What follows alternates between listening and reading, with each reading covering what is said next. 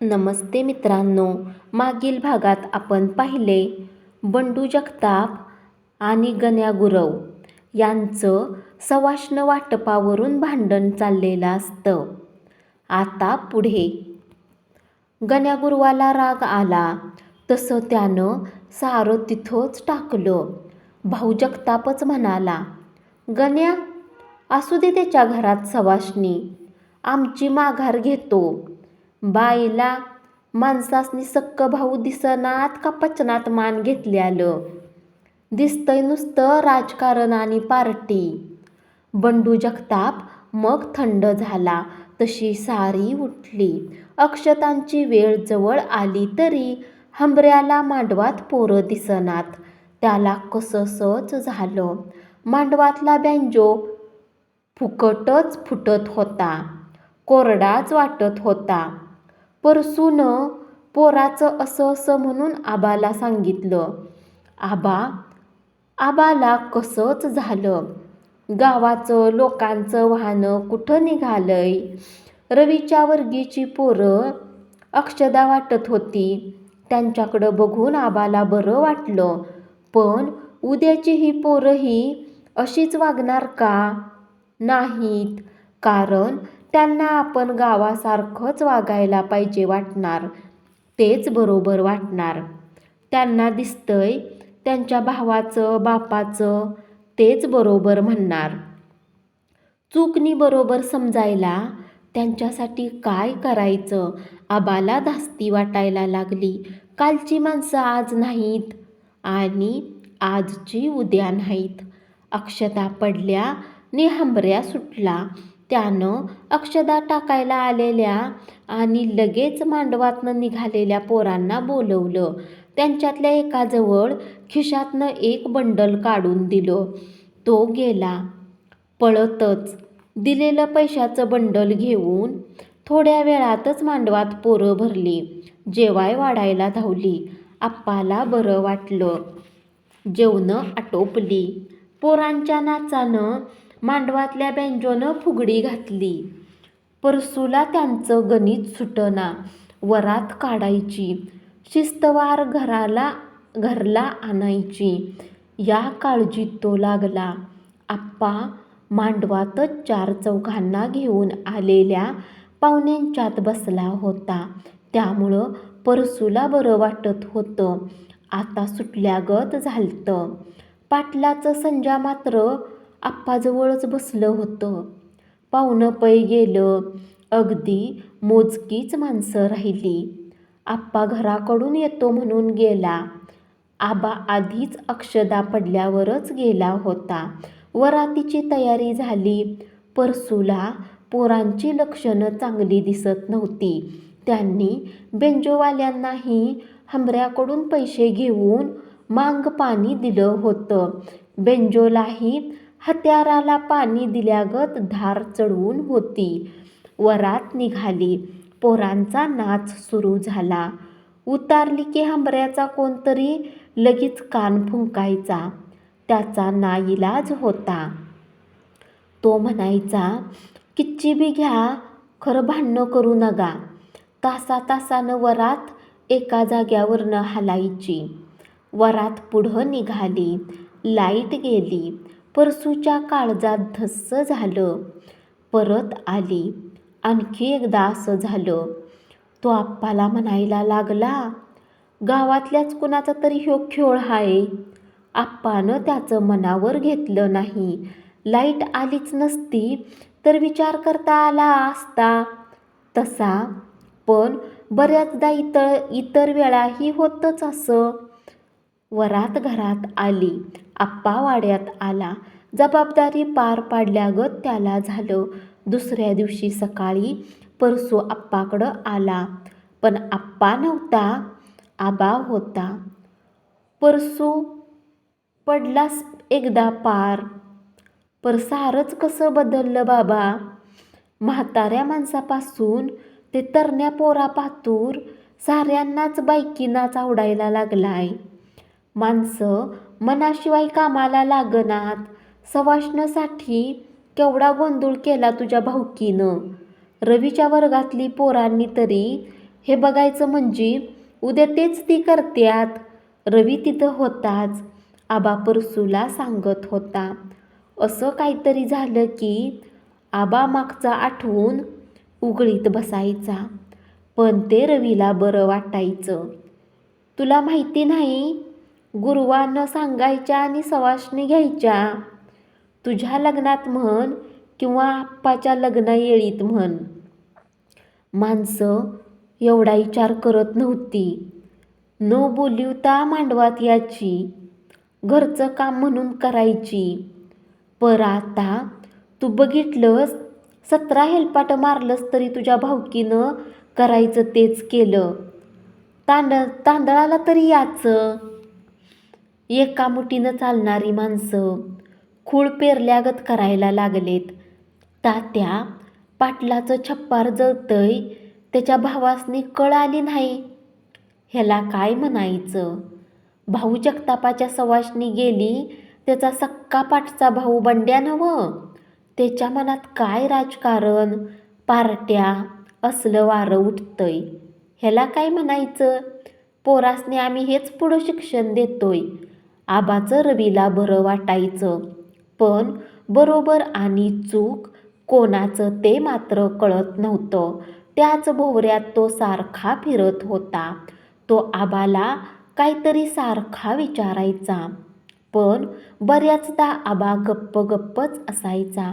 वाड्यात बसणाऱ्यांच्यातही आबा कमीच बसत होता. त्याला वाटत होतं, इथं बसून गावाचा विषय काढणारी दुसऱ्याच्या चुलीवर काय शिजतंय त्याचा विचार करीत बसत्यात. पण आपली चूल पेटती का नाही त्याचा विचार कमीच करते ती. त्यांना काय सांगायचं? हंबऱ्याचं लग्न मोडलेलं ही बातमी गावात आतल्या आत कुचमत होती. मग झालं कसं? त्यामुळं कुणालाच त्याचं काही कळत नव्हतं. पण कुठंतरी का असना चर्चा होती. हंबऱ्याचं लगीन मोडलं. अफवाच होती म्हणायची. अफवा नाही, खरंच आप्पानं ते परत जमिवली म्हण. माझ्या कानावर आलंय. नाहीतर परसूचा काय घास हाय म्हणा. त्याचा घास हाय गावातनं शिव्या द्याचा. उगच गावाच्या नावानं बोंबलायचं. आणि हंबऱ्या बी त्या पांडूच्या विरोधात कशाला एवढं फिरतं या? तो आप्पा त्याला सारखा असं काहीतरी करून जाळ्यात पकडतोय. त्याला काय तेवढाच माणूस पाहिजे? मग पांडूच्या विरोधात स्वतः बोलायला लागत नाही. बोलतोय हंबऱ्या. कशाला पांडूची बरोबरी हंबऱ्यानं करायची? त्यो कुठं नि हंबऱ्या कुठं? आबा रवीला हंबऱ्याच्या लग्नाच्या गोष्टीवरनं आप्पाच्या लग्नातली गोष्ट रंगवून सांगायला लागला. त्या काळची पानं उलटू लागला. तसं झालं की आबाला तेवढंच बरं वाटायचं. तुझ्या बाचं लगीन केलं. काय सांगू माणसं पोरा, जिकडं बघील तिकडं माणसं. आप्पा आधी शिकवल्यामुळं शहरातलीच बायको करायची म्हणत होता. पर मी सांगितल्यावर ऐकलं. आता पोरं विचारण्यात बी बासनी. काय वंगाळ झालं त्याचं? गावातली किच्ची लग्न केली, खरं कालच्यासारखी कवचितच कुठली आली या? सारं गाव त्या दिवशी आपला पदरचा कामधंदा सोडून तिथं 2-4 दिवस राबायचं, खायचं. हे माणसं काय सरल्यात या 5-10 वर्षात तेच कळत नाही. नदीला जसं पाणी आलं 12 महिनं, तशी माणसाची न्यातच बदलली. पैसा लय झाला माणसाकडं. माणूस कर्ज बी काढायला घाबरना. ऋण काढून साजरा करायची सवयच लागली माणसासनी. कवा समजायचं ह्यासनी? त्या पांडूला चेअरमन केला असता आप्पानं, त्या केरबा डोंबानं, तर आमचं गावच एवढं नासवलं नसतं बघ. त्या ठाऊनच माणसांच्यात भेदाचा भाव दिसायला लय लागलाय. आबा डवंगाचा सुन्या माझ्या वर्गात हाय. तो खेळात माझ्या संग असतोय. त्याला घरात सांगितलंय, खेळाय जायचं नाहीस रवी बरोबर. रवी बाळू डवंगाच्या पोरग्याचं सांगायला लागला. तुला कोण म्हणत होतं? आबा म्हणाला. मी सुन्यालाच विचारलं तर तोच मला तसं सांगायला लागलाय. रवी म्हणाला. आबाला आणखी चिंता लागली. माणसं ही कीड आपल्यापुरतीच न ठेवता अशी पुढच्या पिढीला द्यायला लागली तर काय करायचं? 8वी-9वीच्या पोरासनी काय करायचंय हे राजकारण? त्या दोघांचं असं चाललंय. आबा रवीकडून आता ग्रंथ वाचून घेत होता. वाचलेल्या ओवीचा अर्थ आबा सांगायचा. धोंडीबा आणि आबाच त्याचं तिघांचं समयीगत शांतपणे चालायचं. धोंडीबा आपल्या पोरग्याला घेऊन कधी कधी यायचा, पण त्याला वाचायला येत नव्हतं. त्याला तो शिव्या द्यायचा. शाळेत जाऊन काय निचतंयस का काय? बघतो नाही तर तुझी शाळाच बंद करतो. त्यावर त्याची बायकोही त्याला रागवायची. नुसतं हेंबलंच आहे. लोकाची पोरं बघ जा आणि तू नुसता धन लावतो यास शिकून. जरा वाईच ध्यान दे, नाहीतर हायच जलम आमच्यागत. हंबऱ्याच्या लग्नाची पूजा झाली. दुसऱ्या दिवशी सकाळी सकाळी परसू जगताप शेताकडं म्हणून बऱ्याच दिवसांनी गेला होता, तर त्याच्या आधी तिथं बाळू डवंग शिर्डी घेऊन घराकडं येत होता. 10ला बँकेत कामावर जायचं म्हणून येता येता शिर्डी बाळूची रस्त्यातनं परसूच्या कुंपणातल्या वाटनं गेली. ते बघून परसूनं दगडच हातात घेऊन, कोण र त्यो? तुझ्या आईला गाढवच लावतो. तू र का माझ्या रानात शिर्डी घेऊन शिरलास? गावाचे लग्न मोडायची सोडून शरडं चारून पोट भरतंय व्हय र तुझं? तुला सरळपणानं सांगतो, सकाळ सकाळ भांडू नको. बाळू म्हणाला. भांडण नको? तुझी आई घालाय गेलतास का काय तिकडं? नि रात्री काय केलंस, पळून गेलास व्हय? असं म्हणून परसूनं त्याची गळपट्टीच धरली. तसा बाळूला त्याचा राग आला. त्यानं शिर्डीला हाणायला म्हणून छप्पी घेतलेली तीच परसूला वडली. तसा परसूनं त्याला सोडला. वस्तीवरचं बारकं चिव्याचं ढेंगडं घेतलं आणि 4-5 ठेंगडी घातली. तसा बाळ्या ओरडत पळायला लागला. शिर्डी कुठं गेली त्याचा पत्ता त्याला लागला नाही. गावाकडं आला. जगताप गल्लीत आला. ते परसूला हंबऱ्याला शिव्या देतच. हंबऱ्या त्याचा आवाज ऐकून बाहेर आला. त्यानं त्याला दारातच धरून लोळवला आणि चांगलाच ठोकला. गल्लीतली बातमी बाळू डवंगाच्या घरात पोहोचली. बायको मोठ्यानं वरडत, वाचवा, पळा पळा, माझ्या नवऱ्याला भाड्यानं मातीत घातला, त्याच्या नावाचं बी मोडल त्याच्या. गल्लीनं वरती आली तशी माणसं जमली. हंबऱ्यानं बाळ्याला सोडला. बाळ्याला चांगलाच मार लागला होता. 4 चौघांनी धरून हंबऱ्याला घरात नेला. बाळूची बायको गल्लीनं तोंडाचा पट्टा चालू करूनच होती. त्याची हळदीची रांड कवा रंडकी होती या. भाड्यानं मरदुमकी बायकोला दावली होय. त्याचा वस मोडला त्याचा. जाता येता शरडं कुत्री एकमेकाच्या जायची नाहीत. सरपंच त्याच्या बाजून असला म्हणून त्यानं काय माणसं मारायला माणसं पाळल्यात का काय? का गावात माणसांनी त्याच्या विरोधातच राहायचं नाही? जमलेली माणसं पांगली तशी ती बडबडत बडबडत गप्प झाली. दिवस चांगलं 2 कासरा वर आला. पारावर सदा रिकाम टेकडी बसणाऱ्यांना विषय मिळाला. पिंपळाच्या सावलीत अर्धा पार माखला होता. अर्ध्या पारावर ऊन आलं होतं. एक टपकत होता. पाहिजे तिथं बसत होता. होय गा शरडू, ढोहार जायचं नाही एकमेकाच्यात शिवारात? काय आबाळातनं उडून जायचं होय? प्रत्येकाला सेपरेट वाट आणायची कुठनं? बाळ्याला थेट सडक असताना कशाला जगतापाच्या रानातनं जायचं? आता कळालं असल त्या भावाला. ऊस काढाय वाट दिली नाही ते बी हेंबलंच आहे. नोकरी करतय, कशाला ह्या भानगडीत पडायचं. उगच असल्या माणसासनी उडाणटप्पूच्या मागं लागून चालतंय व्ही. आर बाळ्याचा भाऊ त्यो मेलाय का जगलाय बघायला गेला नाही म्हण. त्याच्या भन एका आईच्या पोटातनं आल्यात नव. मी म्हणतो त्या बाळ्याला काय करायचं राजकारण.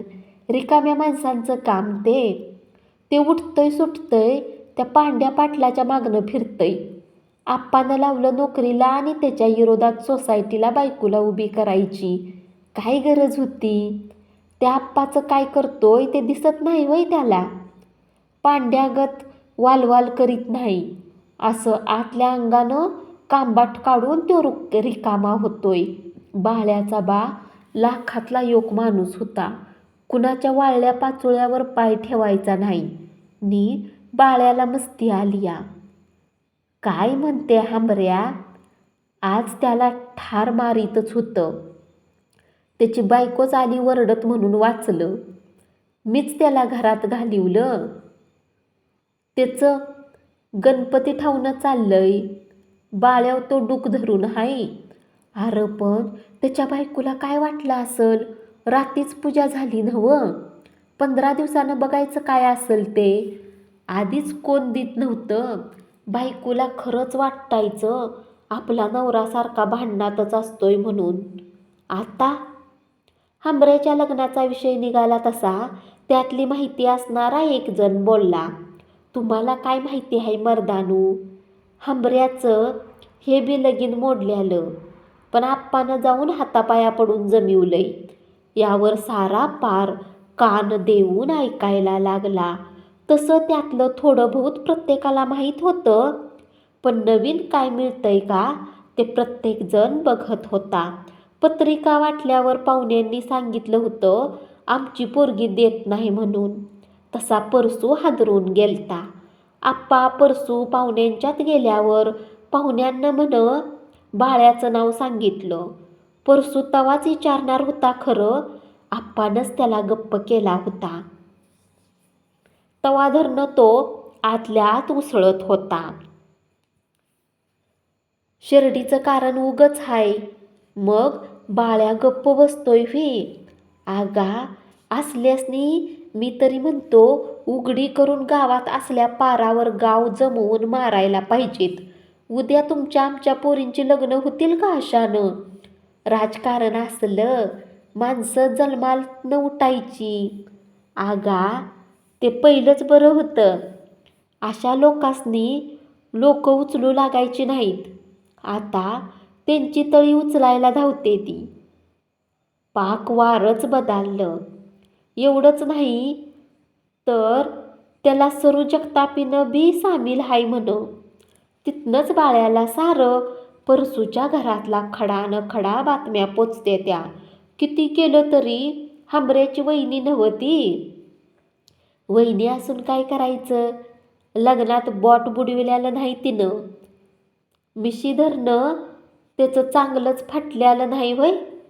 त्यात बाळू तिथं बसायला उठायला असतोयच. हां तरच आमच्या बायकोचंच खरं आहे. सरूच्या घरात सरू बाळ्याला लग्नाचं काय काय सांगत होती. तवा हांबऱ्याच्या आईनं परड्यातनं ऐकलं. तसं तिनं भांडण काढलं. खरं बाळ्या पुढल्या दारानं पसार झाला. साऱ्यांचंच आपापल्या माहितीवर बोलणं चाललं होतं. तवर कुणाची जीप आली ती थेट शाळमोरनं डवंग गल्लीला गेली. तिथून वर थेट जगतापाच्या दारातच जाऊन थांबली. पार सारा उठला. त्यांनी जगतापाची गल्ली गाठली. जीपमधून 10-12 पोरं उतरली. बाळ्या डवंगाचा मेहुणा परसूच्या दारात उभा राहून म्हणाला, कोण टग्या आहे. त्यानं काय माणसं मारायचा धंदा काढलाय का काय. लय झालंय आता. त्याला बाहेर काढा बघू जरा. दारातली जीप बघून हांबऱ्या आणि परसू परड्यातनंच वाड्याकडं पळाली. त्यांना वाटलं बाळ्यानं पोलिसातच कळवलं असणार. तोपर्यंत बाळ्या डवंगाचं पोरगं आलं. मामा मामीनं आणि पप्पानं तुम्हाला घराकडं बोलिवलंय. तसं साऱ्यांच्या लक्षात आलं.